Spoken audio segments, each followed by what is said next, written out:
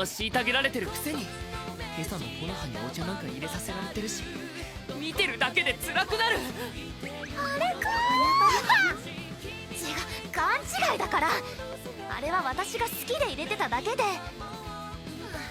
My friends, today we're talking about the dark history of Reincarnated Villainess. This was episode number 3, and this episode introduced a new character in Yomi, and this guy just came in to just muck everything up. So our main character, Iana, has been working extremely hard to throw away her moniker of the villainess, and she's been almost succeeding at it to the point to where her future killer in Soul is actually kind of like on her side a little bit, and she's doing a really good job. Now, this character comes in and just messes everything up. He's the one who sent her the dark history, chronology, whatever it is.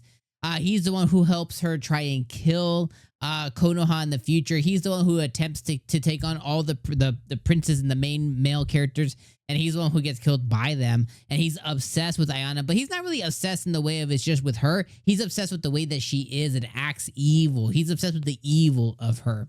So he comes in and he is just a hoot. He comes in and threatens to kill Soul. He threatens to kill Konoha. He doesn't believe anything Iana is saying.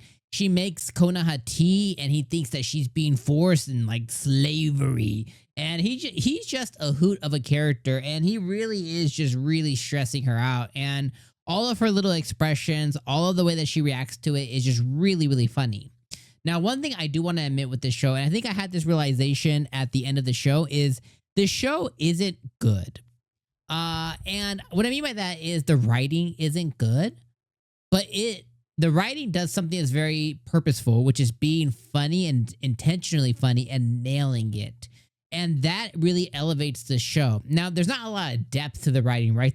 I talked about it in episode number 2, but the loop, the anime loop of this show is thing happens with Konoha, or thing happens with, or Iana has experience with Konoha, or thing happens in the world, and it happens around Iana.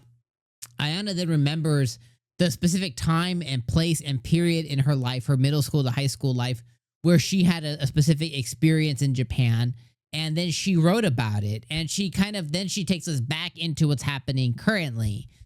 She also, like, Yami comes in, she's like, what was this character, blah, blah, and then she thinks about, oh, I wrote him in school, and I was going through my evil phase. I was finding out about evil, the bad boys, and she wrote him a certain way.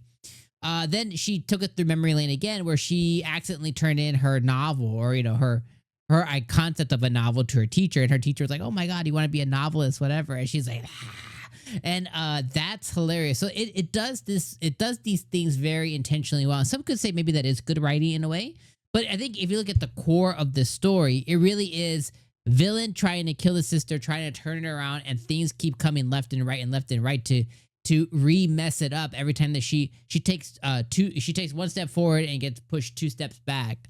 And I think that's a really funny concept. So maybe you have the argument to say, well, that's actually really good in writing. And I do think it really is intentional. But the core story, what is it? There really isn't one. The story really is just she's trying to stay alive and make it past the story point, and where like the story would end. She's trying to make it past that. And once she has that death flag is gone, then she can actually start just doing what she wants, how she wants in this new world, in this new body, and everything else. So that's the main story. But I think it's a little loose, and it's a little just generic. But the things that are doing really well are the comedy, and the comedy is top tier. So yeah. I'm having a really good time. I think this was another 7 out of 10 episode. I think 7 out of 10 is exactly where this show fits in. And I think that's a good rating for this show. I think that's more than complimentary. I don't think it's perfect, but I think, it's a 10 out of 10 comedic experience wrapped in a 7 out of 10 anime. And it frankly is a 7 out of 10. And I think that's okay. And it's just a really fun time to watch. And yeah, I think it's one of the better ones of the season. So take that for what it is. All right, friends, I'll see you guys next week. Peace.